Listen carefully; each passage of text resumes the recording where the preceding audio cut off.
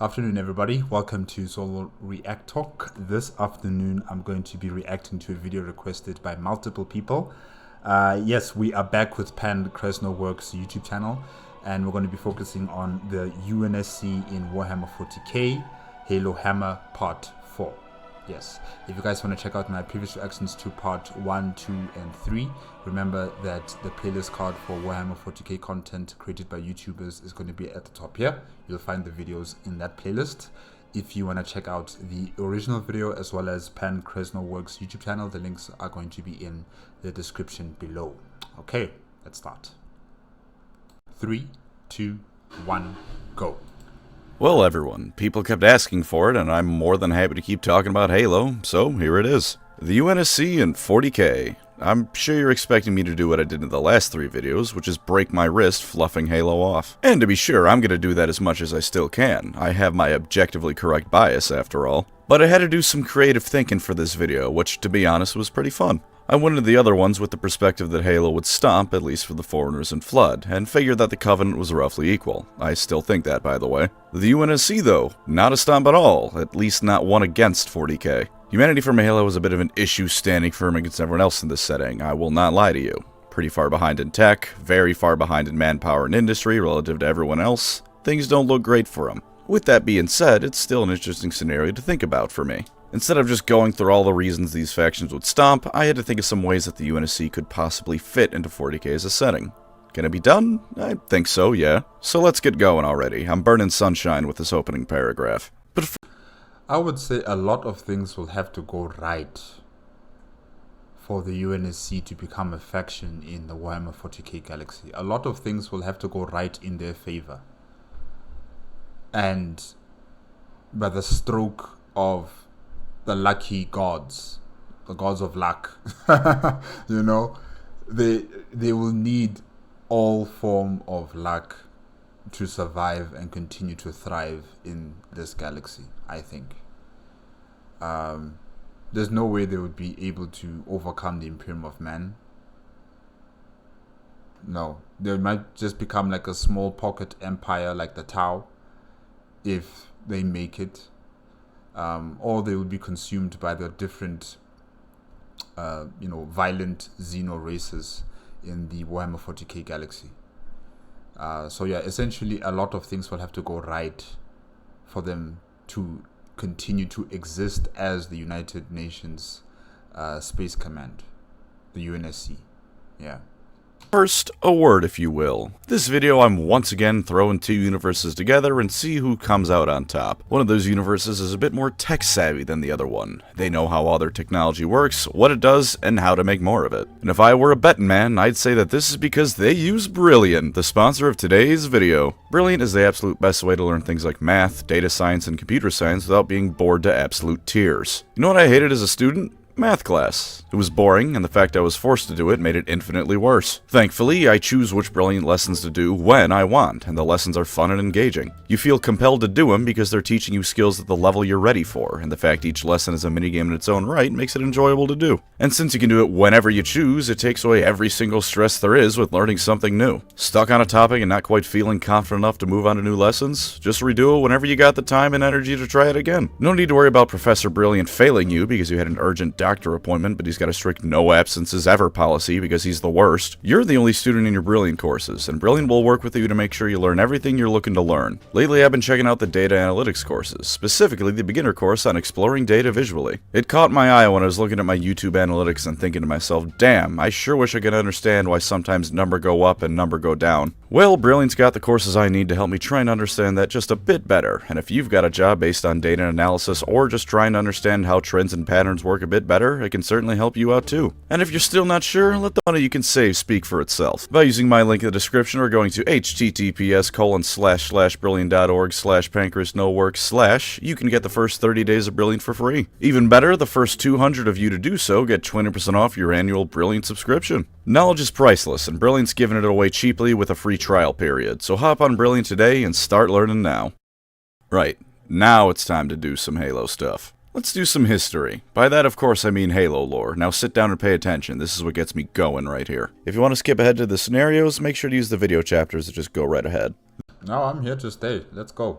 The UNSC was formed in 2163 as the military arm of the United Nations in space, as well as that of the United Earth government. Initially, the UEG was just an overseeing body, and then it turned into the planetary government of all of Earth and more. That's what UNSC stands for if you never looked it up. United Nations Space Command. UNSC also stands for United Nations Security Council, which is a real thing, and at least one news station has used the UNSC logo from Halo during a broadcast. It looks like the BBC. It was formed during a time known as the Interplanetary War, when both communism and fascism experienced a bit of a resurgence across the solar system. The UNSC put down these movements or rebellions or whatever you want to call them, and the UNSC was here to stay from here on out. To make things brief, since this isn't strictly speaking a UNSC lore video, it and the many soldiers making it up expanded alongside the rest of humanity for nearly 500 years, until the end of the 25th century, where humanity had colonized roughly 800 worlds. Not bad, 800 worlds. Not bad at all. Scientific advancement had been going along quite well, although in a lot of ways it's rather skewed with what did advance and what didn't. For example, UNSC medical tech is so good that it allows cancer to be cured by the onboard medbay of some random merchant vessel. This happens in one of the books, and it's at least somewhat implied that this isn't abnormal by any means. Cloning is very much possible, although very imperfect, and in fact there's a drug that temporarily brings people up to essentially being mini-Spartans. Granted, the drug also starts short-circuiting your internal organs, so probably not the best idea to start overdosing on that one. On the other hand of technological advancement, the standard UNSC assault rifle, the assault rifle, uses 7.62 rounds. Thank you to every single one of you who left me a comment correcting me that the UNSC does not use 5.56, they use 7.62. I don't know much about guns and bullets, so... okay. It was really informative, especially by the 500th comment telling me the UNSC used 7.62 rounds and not 5.56. Did you know the UNSC uses 7.62 and not 5.56 in their weapons? Because the UNSC uses 7.62 rounds and not 5.56. Remember, the UNSC uses 7.62 and not 5.56. Are you annoyed yet? Has the joke gone on too long that the UNSC uses 7.62 and not 5.56? Good. Fuck you. But yeah, UNSC tech advanced in weird ways. They also have fully sapient artificial intelligences, which you better believe I'll be talking about later. By the end of the 25th century and the beginning of the 2500s, an independence movement called the Insurrectionists among the outer colonies had been causing more and more trouble for the UNSC. In fact, the Spartan IIs were initially created to deal with these people. Yeah, the kidnapped children weren't even a desperate last-ditch effort to stop extinction. They were going to throw them at terrorists. I guess that was technically just ONI and not the UNSC at large, to be fair, but that's small comfort to everyone involved with the project. Thank you for your crimes against humanity, Catherine Halsey. At the very least, we got some cool video games out of it. Of course, before they invented the Spartans, they just nuked an entire colony world to bring it to heel, so pick your poison, I guess. Just goes to show the ages-old saying is correct. Never ask a man his salary, a woman her age, and the UNSC what happened at Far Isle in 2492. Around this time, the Covenant shows up, and it did not go well for the UNSC. What follows is just under 3 decades of the UNSC getting its shit pushed in. They won isolated engagements, but rarely, usually on the ground, and always at great cost. Some of the comments on the other Halo videos mentioned how the UNSC was regularly winning ground battles. Given I mean, yeah, you can win the ground battles, but if you don't win the space battle, what's the point, really? You know, highlighting that you're winning the ground battles, it's not enough. It's not enough, especially against the Covenant. And you know the Covenant is just going to glass the planet. So any form of victory you get on the ground will just be erased, turned to glass. So it's very important that the UNSC wins in space superiority as well as air superiority, and then finally on the ground as well. You have to win all 3 levels. If you don't, then you've lost. Then in the Halo games, you're playing as either the Master Chief or an RTS like Halo Wars, where everyone needs to be roughly equal for balance's sake. It's understandable to think that, but unfortunately it's just not true. It's more like the UNSC only lost 80% of ground battles compared to 95% of space battles. And those ground battles didn't ultimately mean anything anyways most of the time, because the Covenant would just glass the planet and all the people on it before moving on. Exactly.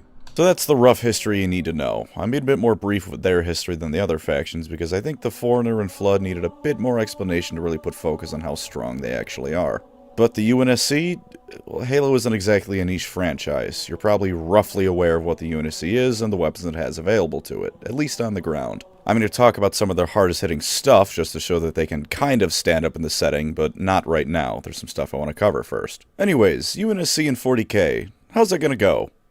Badly. Badly for the UNSC. I mentioned earlier that I was thinking of some interesting ways for how the UNSC could fit in. That's because in a pitched battle, the UNSC is getting its shit rocked. To put it simply, I think the Covenant could hold their ground in 40k without either going to town or getting destroyed. The Covenant were destroying the UNSC. By the magic of the transitive property, the 40k factions are going to destroy the UNSC. I mean, imagine the standard UNSC Marine from Halo 3, or any of the games really. Yeah, it's the army in Reach, but same difference. Now take that Marine and put him up against an Orc. He's going to get his arms ripped off, and then the Orc is going to use them to beat his comrades to death.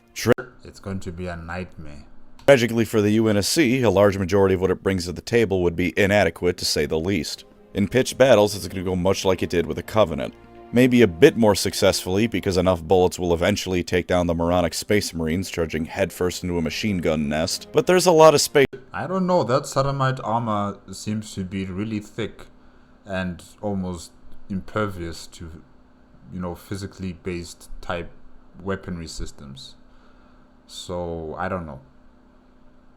It will take a lot of bullets and a lot of tank shells to bring down maybe 1 or 2 Astartes, but when you're dealing with an entire squad of them, it's totally different. Fast, bloody, loud, just merciless. Yeah. Marines to shoot at, and they're pretty good at eating bullets long enough to kill the guy shooting at them. So if any faction in 40k can be bothered enough, they can take care of the UNSC pretty quickly. I mean, the Eldar would have a field day in all sorts of ways. I mean, in a setting where magic exists, the UNSC doesn't really have any psychers, or anything like that, really. So there's your most likely scenario. The UNSC explodes. But that's not terribly fun, so let's make a deal between ourselves. You can all go forward in this video with the knowledge that I said the UNSC would most likely get mollywomped in the 40k universe. In exchange, I'm going to spend the rest of the video crafting the few scenarios in which it wouldn't, as well as covering a few of the super weapons it has to at least let them go down swinging. That's what I'm here for. Sound fair? Well, it really doesn't matter if it's fair or not. I'm not actually talking to you. This is a recorded video that you could be watching years after it went up. I don't know you, I'm not your friend. As far as things go, I'm not actually speaking to anyone. Just a microphone while I'm looking at a script. The avatar on screen isn't me that you're looking at, it's my Lore Crimes podcast avatar. This conversation functionally doesn't matter because it isn't a conversation and the video will go on anyways. But I'm gonna pretend it's a fair deal because I think it is. There's my olive branch. Also go leave comments on Lore Crimes telling them to let me do Halo lore. While you're wondering if what I just said counts as a parasocial relationship or not, let me talk about the UNSC's fun stuff. Let's get the big one out of the way first. Let's talk Spartans. 2s and 3s specifically, although yeah, I guess the 4s do exist. I'll rip the band-aid off now. I think a Spartan could take a Space Marine in a 1v1. In fact, I think depending on the chapter, I think they can take multiple Space Marines. I don't want to be drawn into that type of discussion or debate. I think it just depends on the individual Spartan and the individual Astartes, soldier or combatant. It depends on that individual person. How are they good in hand-to-hand combat? How good are they with their weaponry systems? How would they use the land to their advantage? How would they use other forms of equipment around them to their advantage? It depends on that particular person. With stats in terms of their armor or the types of weapons they use, I just don't really see which one is truly better than the other. No. I just think it depends on the individual. How good are they in their experience when it comes to fighting? Yeah. It was a Versus episode on Lore Crimes, actually, so go check that out when you're done watching the video. Play this and that video side by side, actually. Get the full schizophrenia experience. Much of the reason I think this is not because I think the Spartans' augmentations are wholesale better than the Astartes. In many ways I do think they're better because Halo's got a lot more solid feats to go off of, but the Spartans also can't, say, spit acid or eat people's brains to get their memories. The reason I think this is because the average Space Marine is a bit of a meathead when it comes to fighting. They're warriors, not soldiers. They have their own codes of honor and infight, and they're basically medieval monks crossed with a knightly order. Groups of them also fall into pretty predictable niches. Sure, you get the Ultramarines and some of their successors as jacks of all trades, but many are very focused on one style of combat, which makes them predictable and exploitable. Blood Angels and Black Templars, for instance, are going to hightail it into melee combat. Imperial Fists are going to sit behind a wall and take potshots at you until you either die or go away. Spartans, meanwhile, of course, have their own specialties. Emil loves his shotguns and knives, Linda is a sniping prodigy, but they're highly proficient in all forms of combat. If you give a Flesh Terror a sniper, he'd probably try to beat someone to death with it. The White Scars can be defeated with a plasma pistol when you overcharge it and hit their bike, so they go careening into the sunset like Team Rocket. When Horus used the Raven Guard for a frontal assault during the Horus Heresy, they suffered grievous casualties because they do not do well at those. Meanwhile, throw a Spartan into any kind of engagement and they'll do just fine. Just for some more general Spartan feats, the Master Chief ran at over 60 miles an hour during a training exercise once and slapped a missile out of the air, and he's not even the fastest Spartan. Them flipping warthogs over in game is also canon, because another Spartan used an ATV like a sledgehammer and pasted a grunt with it. Their marksmanship is unparalleled, their endurance beyond their armor is such that they can go months on end of non-stop campaigning without needing a break, and the Spartan 3 showed us that even the lesser armor they use is rated for atmospheric re-entry. Yeah, the Spartans don't exactly want to be jumping into the atmosphere, but even Vulcan died when he was crashing down on a Macrog. Noble Six just got up and started killing aliens. And of course, while this is only for him, the Master Chief canonically has plot armor. He is said to be the luckiest Spartan, to the point that it's pretty much manifesting in a universe that doesn't have supernatural stuff in it. Precursor stuff notwithstanding. You ever notice how in the Halo games the Master Chief always just happens to find the perfect weapon for the job, or a medpack right when he's a bit low on health? Obviously, yes, this is because it's a video game and the original Halo trilogy is built very well, but it's also canon that these things are happening to him. You think Matt Ward gave the Smurfs plot armor? Theirs is nothing on the Chiefs. His is just, well written. That's not to say the Spartans are going to always flounce the Marines. I know I talked down on them not too long ago, but the Raven Guard especially I can see giving the Spartans problems. Their special ops shtick is something that could easily give the Spartans trouble. I just think the average Space Marine isn't going to fight off a Spartan. I think the Space Marines are roughly equal to them, and the Spartans are a whole lot more practical overall. No weapon or tactic is off the table, because much like the Space Marines, the Spartans are also child soldiers told that the only thing that matters is the mission. Hell, and I don't know how many Spartans the UNSC, had, in terms of the Spartan 2s and 3s and the 4s as well. But I think in terms of numbers, they might be outnumbered by the Astartes chapters. They might actually be outnumbered. So yeah, there could be a group of Astartes, a group of Spartans, fighting against another group of Astartes, but the Astartes might be numerically superior to the Spartans, and they could surround them. They could defeat them all. But like I said before, it could go either way with these two superhuman projects, if I can say that. It can go either way. Yes, the Spartans look to be agile and far more nimble than the Astartes, because the Astartes are cladded in this big, bulky armor, and I don't know, to me it just doesn't seem like they can move very fast, but I have been told that they move extremely fast. But I think maybe the Spartans might have an advantage against them in that respect. But in terms of brute strength, definitely I think the Astartes have that. And also with the weaponry systems that they use, the bolter is extremely devastating.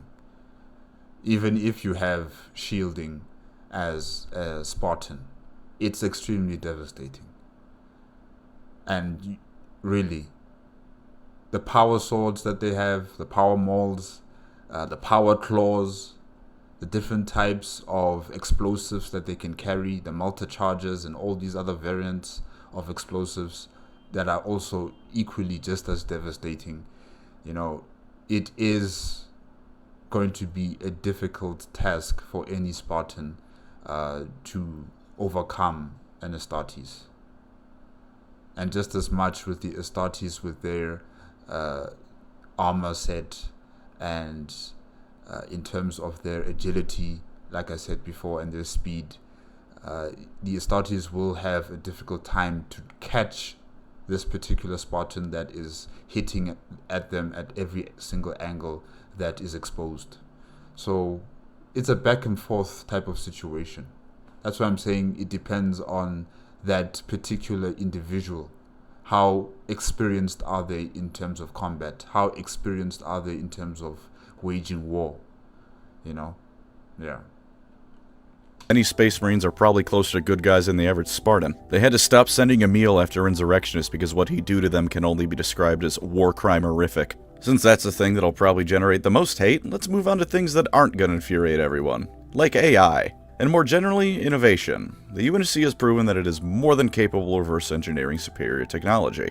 While it can take some time, like at how it took over a decade to recreate energy shields from a Jackal arm shield, it can also be impressively fast, such as how the Infinity had Foreigner tech integrated into it. So the UNSC, while they'd be hurting bad in the meantime and it'd likely not get quickly spread throughout its armed forces, could reproduce the tech of quite a few of the factions on a reasonable time frame. At least with the Tau and Imperium's tech, I'd see no problem with them reverse engineering it. Maybe some of the Necron stuff, but that's a big maybe. It'd also be a lot harder to even get that stuff, since they need to capture Necron equipment, and the Necrons, as a rule of thumb, don't like it when you do that. As for AI, UNSC's smart AI is absolutely brilliant. If there's Abominable AI. a technological system, they can learn it in moments and know what to do with it. Yes, the artificial intelligence of the UNSC is quite impressive, but it has an expiry date, and I think there is a potential for chaos to infiltrate the AI systems of the UNSC. You know, what we've realized is that the warp and warp entities are able to infiltrate technology and corrupt the machine spirits of different machines that are operated or maintained by the Imperium of Man. So it's also possible that warp entities can also infiltrate the AI systems of the UNSC. Yes, it's very powerful, very reliable technology for the UNSC, but yeah, I just don't think it's enough really for them to survive in this galaxy. Yeah, you need more than just smart machines. Definitely. Now, admittedly, part of this is because Covenant tech is based on Foreigner tech, and despite how advanced that is, humanity was chosen by the Foreigners to succeed them and get all their stuff. But that being said, let me remind you I like Halo more, so I've decided that the AIs in Halo are just cracked. Complete wipe, machine spirits beware, because Cortana's gonna kick your digital ass. Alright fine, I'll cut the exaggeration. Halo AI certainly isn't perfect. If nothing else, you don't turn them off after 7 years and you get Halo 5. Nobody wants that, but I do think they'd be a crucial edge, because regardless of whatever you think a machine spirit ultimately is, they're undoubtedly not being used to their full potential, as Halo AI are. They also come in dumb varieties, so the UNSC has scaling for this rather than it being either just programming or a digital person. Those ones can learn anything in a specific field, but outside of that field they can't really do much in the way of figuring things out. Next thing the UNSC has in its favor, the Nova Bomb. There's not much to talk about here. It's a really big bomb. It's got something to do with compressing fissile material with more fissile material, taping nukes together, and then compressing that with even more nuclear material. Somehow this creates a mini neutron star, which then explodes. Is this even remotely scientifically accurate? Probably not, but I'm tangentially talking about Warhammer here, so that's hardly a concern. Point is, you get a very big boom. One of them was dropped by Grey Team on a colony of elites after the war ended, which of note is not technically a war crime since the war was over. No, it's a terrorist attack. It's not a war crime, but it is a terror attack. Bombing a civilian city or an area where there are civilians purely for political reasons, for testing out weapons or to show the supremacy of your political ideology. It is a terrorist attack. So yeah, it's not a war crime, but it is a terrorist attack, I would say. The other was blown up by engineers who fixed the countdown timer, not knowing what the thing really was. One moment, the Covenant fleet in the area numbered 300 ships, quite the total. The next moment, 60% of that fleet was halfway to Andromeda. It also vaporized a quarter of the planet the fleet was stationed over, turned the rest of the planet's surface into a very convincing imitation of hell, and shattered the planet's moon like glass. Are there enough of them to be a game changer? Probably not. But if nothing else, it can force the factions of 40k to learn not to group up their fleets into massive, ungainly battle groups when they're fighting the UNSC. Not unless they want their fleet to suddenly vanish like the world's most explosive magic trick. Hell, just toss it at the Phalanx. Goodbye, Imperial Fists. Or better yet, the Eye of Terror. Goodbye, all traitor Marines. Second to last big... I don't think it works that way with the Eye of Terror, though. I just don't think it's gonna work that way. But anyways, big thing I want to talk about, because this whole section is just an excuse for me to talk about cool UNSC stuff. Mech cannons. You know, those things you really don't want to fire off in atmosphere. It's basically just a coil gun. A really, really big coil gun. Well, like basically the UNSC ship is just one big gun, you know, with engines on it, and then around the gun they put life support systems and crew quarters and hangar bays and stuff like that. But basically the superstructure of any UNSC ship that I've seen, really it's just the central point is the gun. It's very important. Yeah.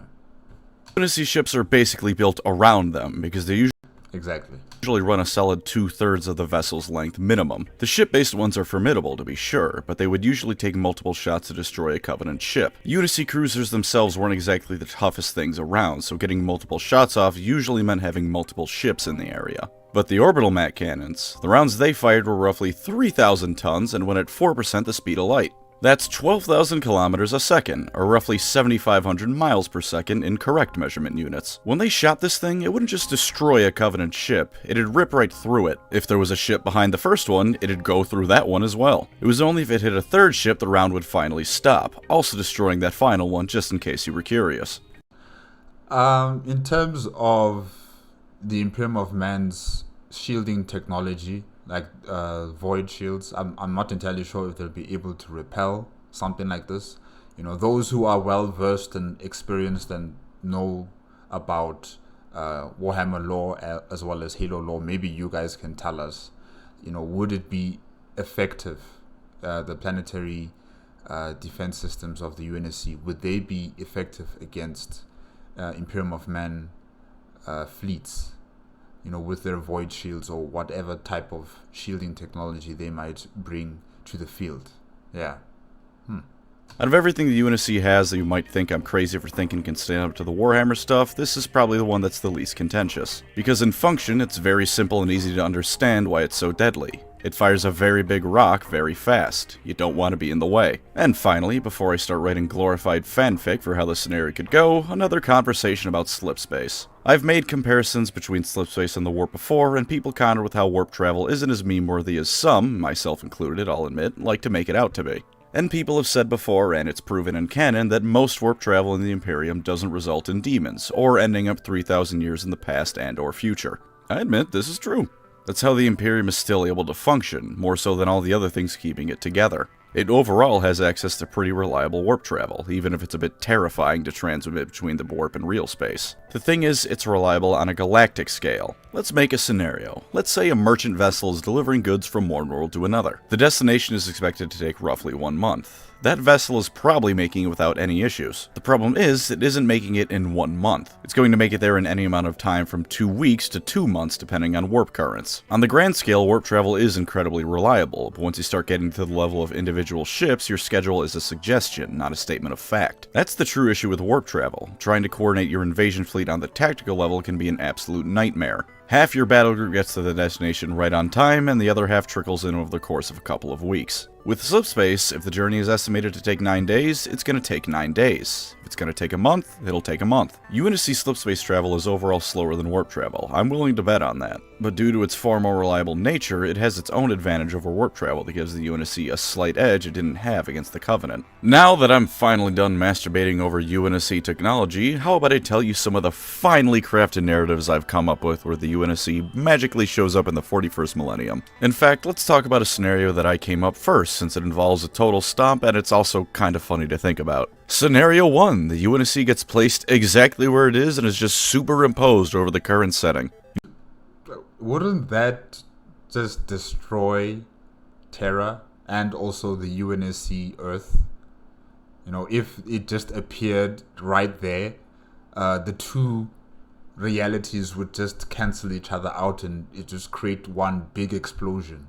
I think that's what would happen. But yeah, okay. Sorry guys, I'm digressing. Let's continue. You know how Terra is just Earth renamed? Well, the UNSC is based around Earth. Just magically replaced Terra with the 20th century Earth from Halo. Big E has vanished from existence, and then the UNSC is dead because the Imperium glasses the entirety of Segmentum's soul. The Imperium crumbles, the UNSC is made past tense in a matter of days. Thank you for coming to this highly thought out video. Now, because that's goofy, let's move on to some slightly less goofy scenarios. Starting with actual scenario 1, the UNSC joins up with the Imperium. Now, there's a couple of things in this situation. Joins up with the Imperium. No. The Imperium of Man will impose itself on them. Either they accept or they die. It's as simple as that. There is no partnership.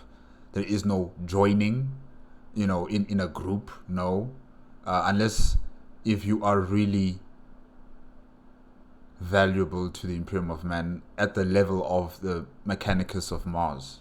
You know, then maybe there might be some sort of tripartite alliance between the Mechanicus of Mars, the UNSC, and the Imperium of Man. But essentially, the UNSC would be part of the Imperium of Man's, hegemony within the galaxy. Yeah. But they would still have to worship the Emperor. They would still have to follow the edicts of the High Lords of Terra, and all the soldiers that belong to the UNSC will be amalgamated or absorbed by the Astra Militarum. So they'll have to be having some sort of extremely rare commodity or value for them to stand apart and just be a partnership with the Imperium of Man. Yeah.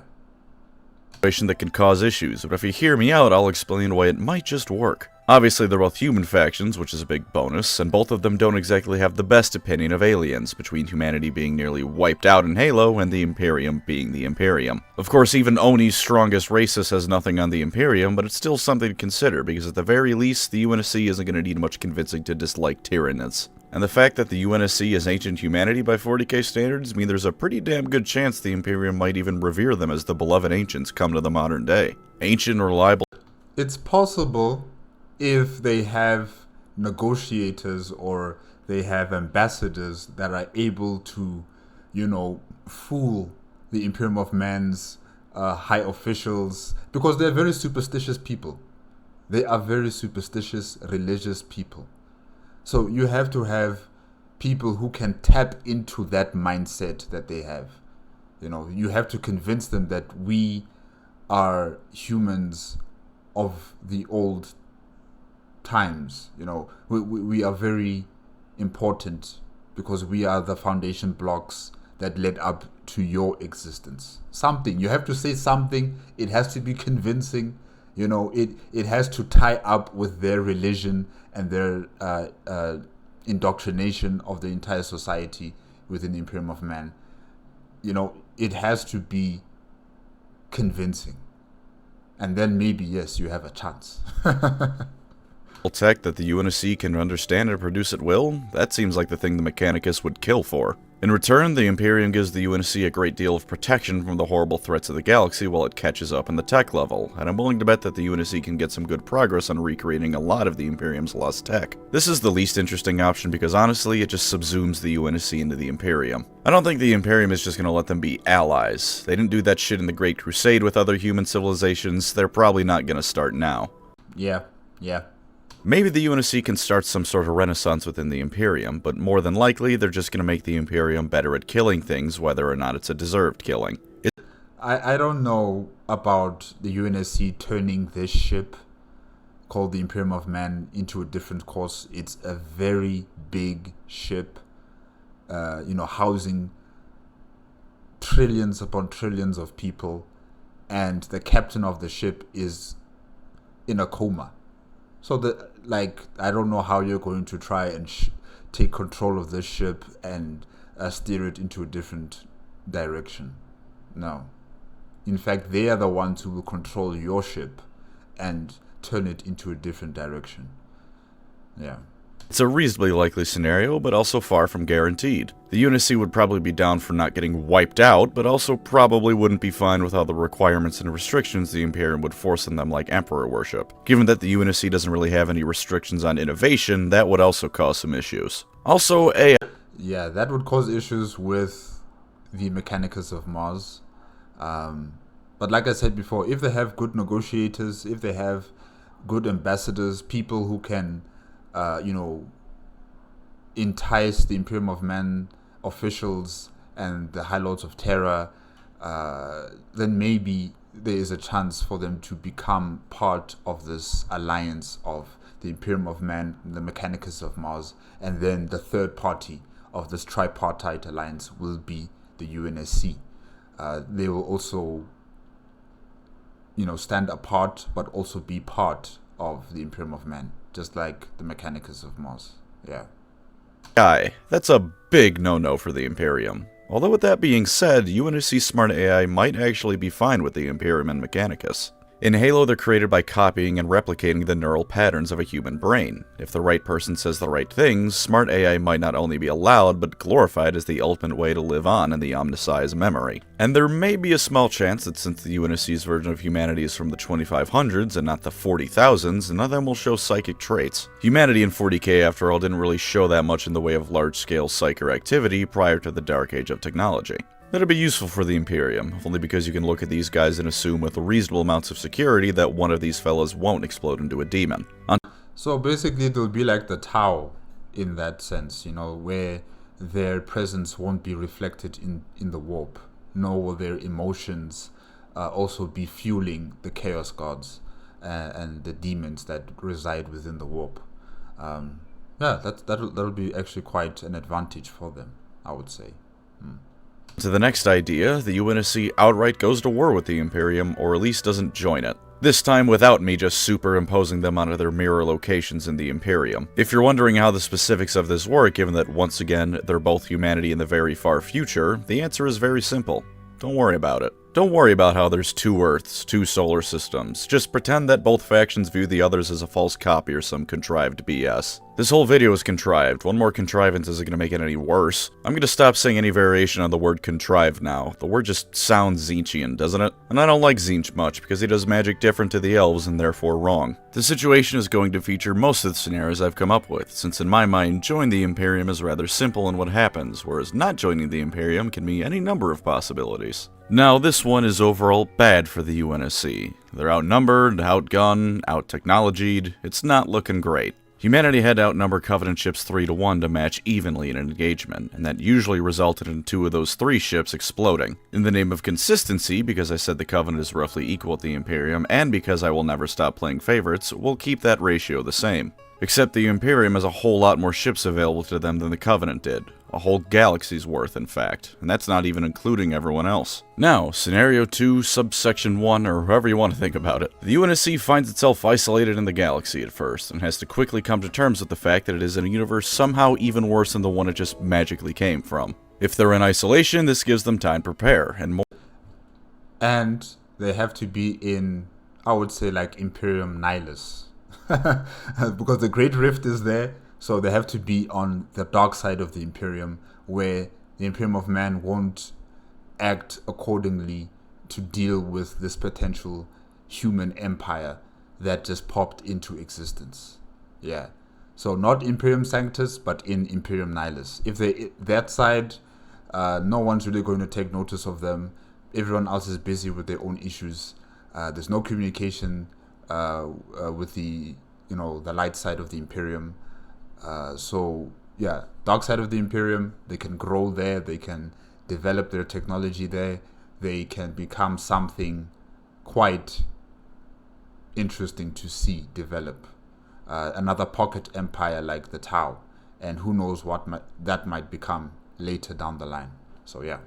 More importantly, a limited ability to pick and choose their battles. While outright invading other factions to gain their secrets and tech is almost certainly well beyond them, remember that 40k is a big setting. There's plenty of undiscovered planets humanity once colonized, ships that have been lost in the warp, and all sorts of other reasons for some group or other to be completely isolated from the galaxy at large. And that's just with humanity. Some Necron tomb worlds have gone completely dormant, the treasures within just waiting to be found by whatever people can make it past the ruined defenses. Relics of the Elder Empire that are outside the Eye of Terror, even if unusable by a group of humans, can doubtlessly be used as items of trade or bargaining chips with the craftworlders. And of course, they can still interact with the galaxy at large, they just gotta be careful with it. For example, Oni agents can go throughout the galaxy as they wish, and funnily enough, they probably wouldn't have any issues speaking with the average humans they find. Low Gothic is just every language ever, with each being called a different dialect, while High Gothic is just butchered Latin. Not exactly hard for Oni translators to figure out. Oni may be evil, but it generally isn't incompetent. Agents traveling to nearby planets can learn in secret what the Imperium and galaxy at large are like, and plan accordingly. Strike teams of ODSTs and Spartans can retrieve scraps of technology for the UNSC to recreate with relative secrecy. And that probably wouldn't stand out much. The funny thing about these groups is that the ODSTs would probably be considered to be wearing nothing more than unique flak armor at most. And while Spartans can take on a Space Marine in my estimation, they certainly don't look like Astartes. They're similar in height, as long as you aren't reading a book by a GW author with a fetish for gigantism, but they're also much thinner with far slimmer armor.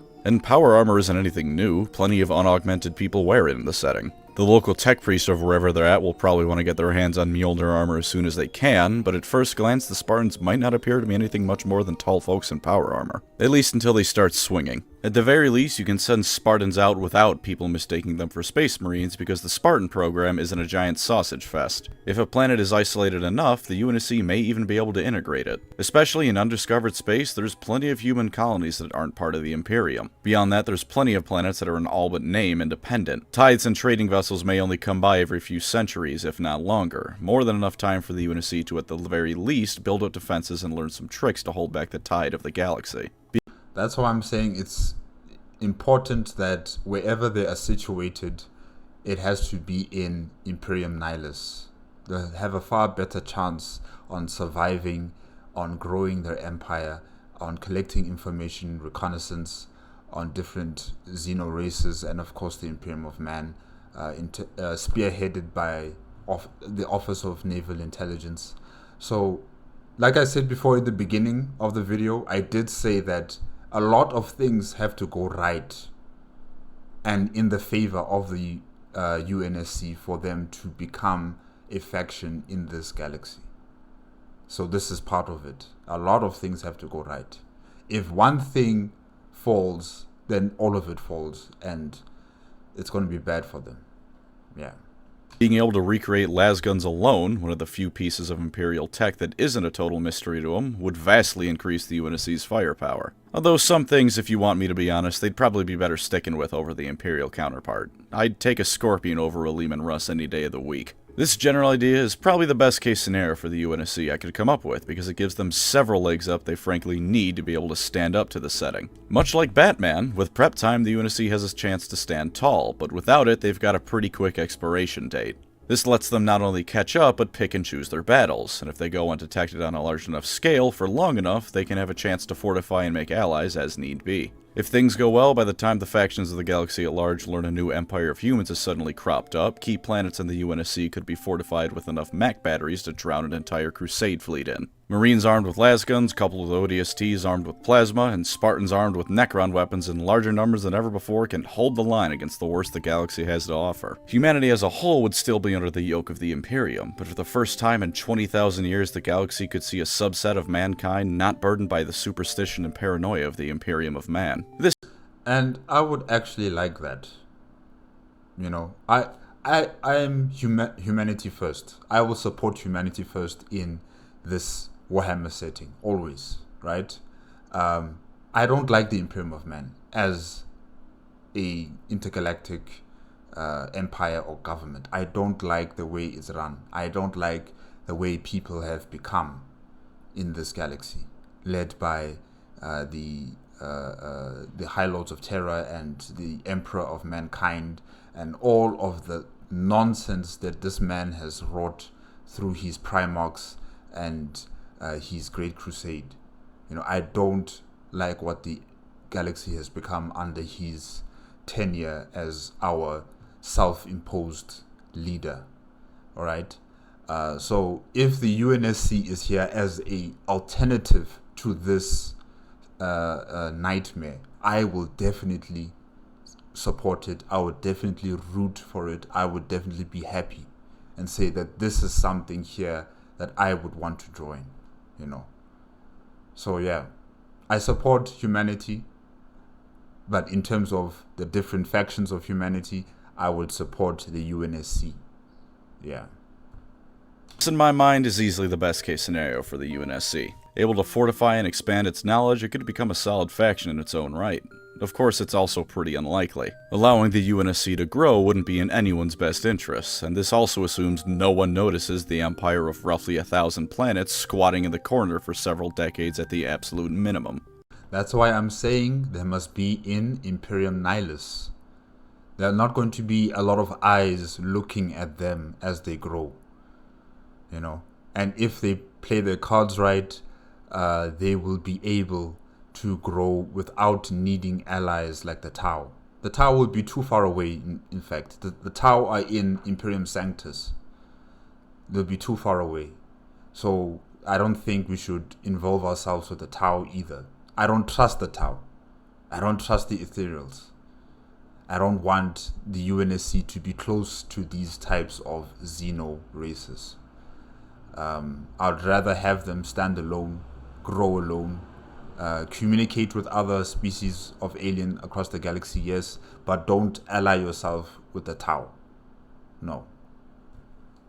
Although perhaps even if worse comes to worst, over the course of a war, the UNSC will be able to study the tech of whoever's kicking the shit out of them, so maybe they'll be able to claw their way to being able to stalemate whoever tries to do them in. Remember, no one faction can afford to wipe out one of the other factions without all the remaining ones descending on them like a pack of rats, so the UNSC just has to hold on long enough to reach a roughly equal tech level. Far, far easier said than done, but not impossible. So that being said, let's move on to the next idea I came up with. The Stellaris. UNSC makes some friends. This could be a bit mixed with the other one as well, since making friends can happen at any point. But for the fun of it, let's say they have to make some friends straight away. They've got no time to prepare and gotta find allies fast. Who's gonna be their best shot? Well, let's get the obvious ones out of the way first. No Tyranids, Orcs, Chaos, or Dark Eldar. Maybe they'll be like the Tau were and try and make a deal out of naivety with the Dark Eldar, and then suddenly all of Mirror Reach is kidnapped and turned into a literal fleshlight. Maybe the occasional backroom deal with some orc freebooters, but nothing beyond that. Allying with the Imperium, like I said, doesn't strike me as particularly likely, because I imagine it'll either want to annex the UNSC outright or get rid of it. No middle ground. Yep. UNSC has things like democracy and free thinking, and the Imperium doesn't like that, so it's either submit or get shot. But aside from those fellas, the UNSC could make some key allies depending on the situation. The Eldar probably wouldn't be their biggest fans, but they may see them at the very least as a faction worth talking to on occasion. The UNSC would certainly be willing to talk things out with them, and the Eldar could maybe make some deals. But I don't see them being allies. Not militarily, not politically, not economically. I don't see them being allies. Not in that sense. They will have talking level of communication and diplomacy, but beyond that, like in terms of them fighting together against who in the galaxy, I just don't see that happening. You know, the Eldar would be like, no, let the Monkai deal with Monkai business. Yeah. Stay away from this maiden world, we'll make sure the currents of the warp disrupt any fleets coming to kick your ass. That sort of thing. Doubtlessly, the Eldar will try and manipulate the Thems to some extent, so it's probably not going to be a perfect alliance. This is still the Eldar we're talking about, but a sort of uneasy peace could be had. The Necrons would be a bit more extreme. Some dynasties might just not give a shit. Some primitive empire popped up out of nowhere next to them. How quaint. Some will probably want to exterminate them, which would be very bad for the UNSC. But I think that's most likely. That is most likely they would want to exterminate them, especially if they're on their tomb worlds. Yeah, they gotta go. But some might want some extra vassals, and a free human empire of decent size with new technology would be a great thing to have in your back pocket. The UNSC probably wouldn't be happy with this arrangement, but I'd bet they'd suck it up when the other option is complete extermination via Terminators. What's paying your robot overlord taxes every now and then compared to that? And this would benefit both factions if they can find a Necron dynasty willing to vassalize them. The UNSC gets some of the best protection you can get, and while the Necrons won't be sharing their technology very much, they'd probably be happy to throw the UNSC military whatever scraps are left after they obliterate some crusade force or Tau army or other. You know, if they go down this route of capitulating to the Necron tier, yeah, I'm not going to support them. I'm not going to support them. I'll support the Imperium of Men, definitely. I'm not going to be kneeling to some Xeno race. Meanwhile, the Necrons get things like slip space and armies of meatbags to soak up bullets for them. Everybody wins. If nothing else, Trazyn alone would go nuts over them existing, so maybe he could help him out a bit. Him and Oni could work out a deal. Oni will kidnap some people for him to put in a museum, and he'll give him some museum pieces in return. It's not like they wouldn't agree to something like that. The Leagues of Votann might also take interest in the UNSC for a couple of reasons. The most basic, of course, being that the UNSC planets probably have some resources and stuff they want, and general trading and economic reasons means they probably won't come to blows. The Votann could do for the UNSC what they did for the Tau, vastly increasing their tech level in exchange for trading rights. Probably wouldn't be anything like annexation or vassalization going on, and there'd still undoubtedly be some conflict, but a couple of the kin might make alliances with the UNSC if it strikes their fancy. The Tau could perhaps be the best possible allies for the UNSC. Now I know what you're thinking. The Tau are the 40k version of the Covenant. They'd absolutely hate the Tau. Yeah. The greater good is not what it seems. People, wake up. It's not what as it seems. No ways. Don't trust the Tau. Don't trust what they are offering. Yeah, that could admittedly be a hurdle, but the thing is the UNSC isn't 40k levels of racist. The Kroot are probably uncomfortably similar to Jackals, same with the Vespid and drones, but beyond that, they're not the Covenant. While the average ODST was slinging around words like hingehead with every breath, there's also humans in it that were content to just move on from the Covenant War. Hell, there's an Oni agent in a trilogy of Halo books that's basically an elite fanboy. If push came to shove, the UNSC would be willing to ally with the Tau. If nothing else, the Tau themselves look fairly human, if blue and with forehead vaginas. Compare that to things like the Orcs or Tyranids, and yeah, I think I'd be willing to make friends with the Tau if I was in their footsteps. Besides, the UNSC was initially trying to make peace with the Covenant, and the first race they tried this with was the Brutes. If they can look at a Brute and decide that's a being worth opening peace talks with, they'll have no problem parlaying with the Tau. And yet if you were paying attention, you'll notice I said ally with the Tau, and here's why. For all the growing and advancement the Tau have done, they're still a pretty minuscule empire. The numbers I could find range from 100 to 1,000 worlds, and truthfully I'm of the opinion they're far closer to owning 100 than 1,000.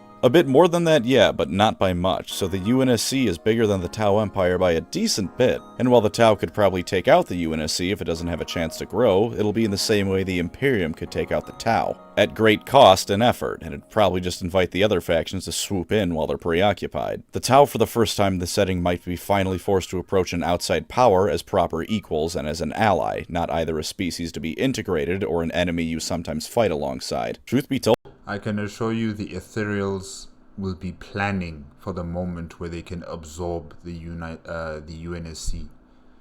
They'll be planning to absorb the United Earth government. They are very patient people. And that's what makes them even more scary. So, yeah, you can try and ally with the Tau if you want. Just know that generations down the line, you'll find yourselves becoming another subservient race of the Tau Empire and working for the greater good. Always. I think that would not only be one of the best case scenarios for the UNSC, but it'd be even better for the Tau. Once the Ethereals soothe their egos and not being able to just quadruple their empire's size for zero effort, the Tau will have an ally with substantial industrial might. Trading and intelligence sharing between the two can get the UNSC up to snuff reasonably quickly, especially since unlike everyone else in this setting, the Tau don't operate on a timescale of millennia for their plans and projects. Imagine how hard it is for the Imperium to take out the Tau now, like I said before. Now imagine if the Tau have allies up to 8 times their size who they've gotten up to their tech level reasonably quickly. Expanding outward would still be incredibly difficult, but if the entire UNSC military is given even limited access to Tau tech, they'd turn that region of space into an unbreakable fortress.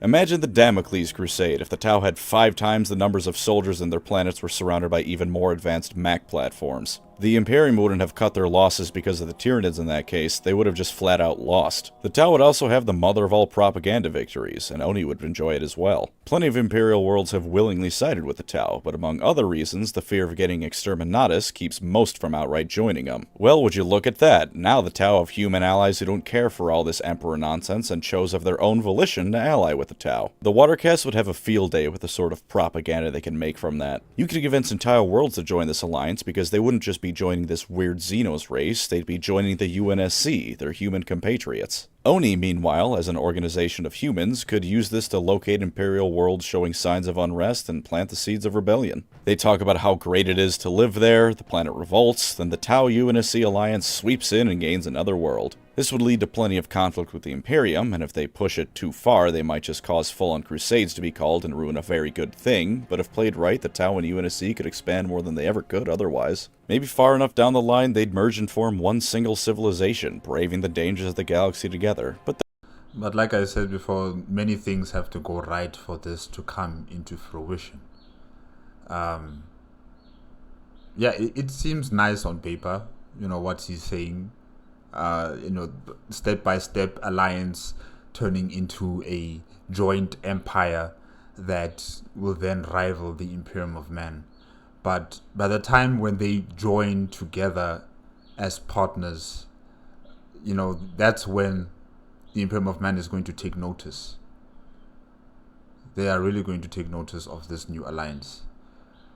Yes, they have other bigger situations to contend with, but I suspect that the leadership of the Imperium of Man is going to take a keen interest in quashing this empire as soon as possible. Yeah. So definitely crusades upon crusades upon crusades are going to pop up. That's awfully noble bright for 40k. Between Oni, the Ethereals and their mind control, as well as the general shittiness of the galaxy, them being able to survive together is miraculous enough to think about already. And for the last scenario, the UNSC doesn't try and take territory or resist any invaders. They see the same writing on the wall as they did against the Covenant. They've got no shot against this clusterfuck of a galaxy. Time to pack up and leave. Instead of holding the line, they become a faction of nomads cruising the galaxy in massive ships, much like the Eldar. There's actually basis for this in canon. The Infinity was supposed to originally be the last refuge of humanity, a ship cruising throughout the stars that the Covenant couldn't reach. Ships like the Spirit of Fire were also colony ships retrofitted for the war effort, so the UNSC has experience with making something designed to ferry civilians into a weapon of war. If they can, I would say leave the galaxy altogether, leave the galaxy and head for the Andromeda galaxy or for any of the smaller galaxies that are within our local cluster of galaxies. Leave the Milky Way. This place is a nightmare. It's a nightmare. Likely this scenario is to happen, I don't know. The UNSC built the Infinity as a last resort so humanity itself wouldn't go extinct. If it was the Imperium annexing them by force, for instance, they might just surrender and submit to their rule, so no Infinity-like ship. But if the Imperium has deemed UNSC ideals and ideas too far gone and heretical, or if something like the Tyranids is devouring their planets and it's time to get out of Dodge, it is possible. In this scenario, the UNSC invests resources into putting as much of its civilization into these massive ships like the Infinity as it possibly can. Existing ships could be retrofitted and new ones designed to support a population in all regards, from oxygen and food production to self-defense. After that, it's a matter of building enough of these to form self-sustaining fleets. The UNSC would hold onto the worlds it has for as long as possible, both for production and as a rallying point, but the nomadic lifestyle would take precedence. In this case, then they just have to jump into slipspace at the first sign of a threat they can't handle and be off. Slipspace not being warp travel, it'll be a lot harder for the 40k factions to track it. I wonder about slipspace. For instance, an example. If a vessel that's entering into slip space and they are passing the what did they call it again? The Cicatrix Maledictum. Yes, the rift, the Great Rift. If they were to pass through the Great Rift using their slip space technology, will that Great Rift affect the ship as it's passing through, or it won't have any effect whatsoever? I'm just wondering about that. Yeah, because with Warhammer 40k vessels, they are affected. They can't go through it using the warp. They can't go through it using conventional sublight drives, because this entire wall is powerful, and it destroys any vessels that come into contact with it or try to traverse through the Great Wall. And they can't go above it, they can't go below it, they can't go around it, because it's covering the entire length of the galaxy. So yeah, I'm just wondering, like, if a UNSC vessel was entering into slip space and they were going from one part of the galaxy to the other side, will it be affected by the Great Rift? Yeah, okay. Here's who could read the future could do it, but there's not exactly a lot of those lying around, so on a day-to-day basis, that's not much of a problem. Their technology can be upgraded slowly over time as the UNSC picks and chooses where to land and where to fight. Making a beeline towards a planet like Terra would be a great way to commit mass suicide, but some outlying worlds could be traded with without the Imperium at large knowing the UNSC ever visited for centuries. They'll be like the Quarians from Mass Effect. The Quarians are also a migrant fleet of refugees, going from system to system, trading with other alien species, and also collecting resources, making new ships, maintaining the current ships that they have, and they're all wearing suits because of their physiology or biology. So basically, maybe the populace of the United Earth government, under the command of the UNSC, will also be adapting themselves to living in space, to the point where, yes, they are still human, but their appearance will be a bit different, as they are in spacesuits almost all of their lives, if I can say that. So yeah, they'll kind of remind me of the migrant fleet in this scenario. The UNSC could fall into a very route pattern for the future going forward. They pop by for a quick visit, and at the worst, you threaten them and they go away.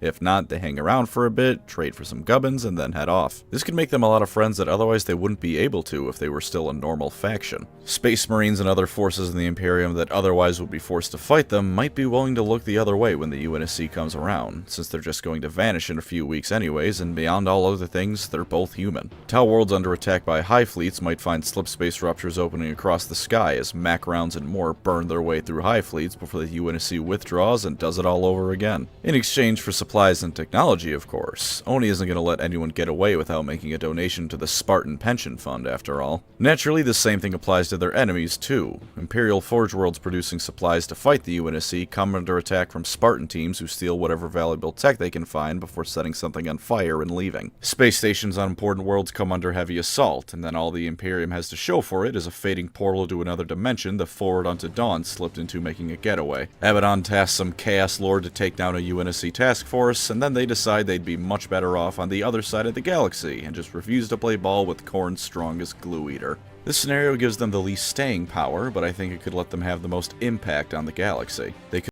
Yeah, but I'm saying, it's too risky to be doing this back and forth and just depending your survival on your slipstream technology. Slip space, yes, it's a very powerful advantage in this galaxy, but sometimes mistakes can happen where one of your vessels could be boarded by Astartes. They could be there to also take information on your slip space technology and how to probably create their own. And then your enemies have access to this technology. They copy it or they make it better in some cases. And it could be turned against you. So instead of still sticking in this galaxy and doing all of these things, leave. Leave for the Andromeda galaxy, or leave to another galaxy within the local group of galaxies in our part of the universe. Yeah.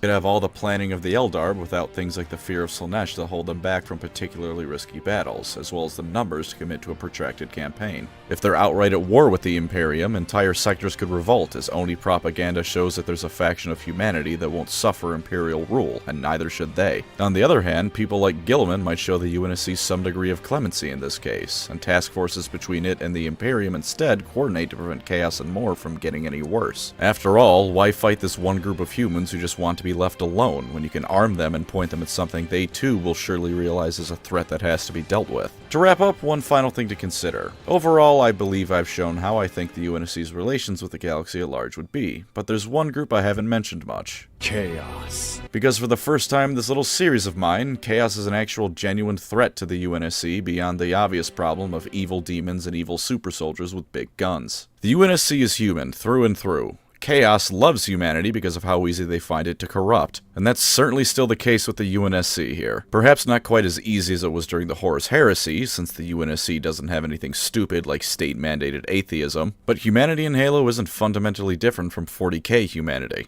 Their governments in history certainly are, but if you swapped a person from 40k and put him into Halo, he wouldn't melt from the sheer difference of it all or anything. The dude'd probably just be happy he gets to eat food that isn't made from corpses. This means that just like in the Imperium, the desperate, decadent, deceiving, and destructive members of the UNSC may well turn to Chaos to find a route to greater power. Without making a specific scenario out of it, know that the UNSC always has the potential for something to go wrong, for someone important to fall to Chaos or accidentally summon a horde of demons. People just can't stop making deals with the devils of these settings, and while I think overall the UNSC would handle things better than the Imperium, that doesn't mean that some Oni operative or ODST who's lost his squad won't turn to the ruinous powers for a chance at something beyond mortal means. And who's to say someone like Tzeentch wouldn't cause the Imperium and UNSC to come to blows for his own unknowable plans? But with that, the final bit of the HaloHammer series is done. For real this time, I won't be making any more of these. The UNSC ended up letting me get creative and put forth what I felt were some cool ideas, whereas the other factions in Halo would either be a repeat or I just can't find myself to care about them. How would the Banished fare? See the Covenant video, just with a bit more room for diplomacy. How would the Endless do? I don't care about the Endless. No one cares about the Endless. At least, who are the Endless? Halo 5 inspired some sort of emotion in people, even if that emotion was rage. This was, at the end of the day, more than anything, just an excuse for me to talk about Halo, because I'll talk about Halo until the sun stops shining. Future Halo stuff will be just Halo, no more Warhammer crossovers. Of course, it's easy to say that now, when I still have ideas in my head, but we'll cross that bridge when we get to it, yeah? Maybe Gilliman will take a trip to the 2500s and I'll call it War Halo or something. But for now, thank you to my wonderful channel members. You are the slip space to this entire little series I've made, the thing that everything I say and do ultimately rests on. A thank you to Alternate History Hub. People kept commenting that you shouted me out before I could watch the video, and I figured that, hey, maybe he mentioned watching Warhammer lore videos and one of mine popped up on screen for reference. And then my little Space Marine goober channel icon jump scared me. If you're watching this, I hope it jump scares you as much as it did me hearing your name pop up. If you'd like to support the channel, feel free to subscribe or become a member. Either way, thank you for watching and take care out there. Alright, Nick. It's not over. I know. Hear me out. Female elites, don't you click away yet. I'm cooking right now. Female elites, smash. Oh my god. I would smash an elite. We have not even seen a female elite before. Or maybe, I haven't. I don't know about you guys. I've never seen, the female species of the elites. So, no. What are you talking about? Woman like the Covenant smashed Reach. You don't even know. And before you judge me, go rewatch Halo Legends. That is a person, right? Like, that is not a four-jawed mini-Godzilla. That is a person with a long neck. And you know what? Even if they weren't and were just male elites with tits, I'd still smash. Sign me up for the great journey. I don't even care. I will make like Futurama and get myself death by reptile snoo-snoo. You know, it's things like this where I sit there and wonder, everyone involved with me in some way, are they ashamed? Do they regret it? It's too late to be ashamed or to regret. It's too late. We only live once, so be it. And I realize that if they have looked at my stuff and still gone ahead with it, That's on them. After the 1,000th time I mention something like this or wanting to have sex with a Morathi, you've lost the right to be offended when I keep doing it. Okay. Yes, that is it with the UNSC in Warhammer 40k HaloHammer Part 4 on the PancreasNoWork YouTube channel. Yeah, the UNSC, like I've stated before a couple of times now, that for them to exist as a faction in in Warhammer 40k, a lot of things will have to go right in their favor for this to happen. Yes, they can create allies. Yes, they can create vessels, colony vessels, and just become a civilization of nomads. And yes, they can become absorbed by the Imperium of Man, or they can create some sort of tripartite alliance with the Mechanicus of Mars and the Imperium of Man. It's also very possible for that to occur. So yes, there's a lot of opportunities for the UNSC to continue to exist as an entity, and the United Earth government to continue to be the representative face of the humans of Earth and not Terra. Yeah, we're cutting it there. Terra is the Imperium of Man, and then Earth is the UNSC. So yes, there is a chance for them to exist. But like I said, they need to play their cards right. They need to have luck on their side. And yeah, it's possible. It's possible. And like I've said before, I'll be happy if they exist in this universe and they continue to thrive in this universe. Then I would definitely support them to become humanity's face and representatives, and not the Imperium of Man. You know, that institution, that government, and the way the people are being led, it's just not for me, really, you know. So if the UNSC is in this universe, I'll take them. Yeah, guys, that is it. Remember, if you want to check out the original video as well as PancreasNoWork's YouTube channel, the links are going to be in the description below. If you like my reaction, please give me a like, comment, and subscribe to my channel. Click on the notification bell if you want to be up to date with my latest videos, and I'll see you guys next time. Okay? Bye-bye.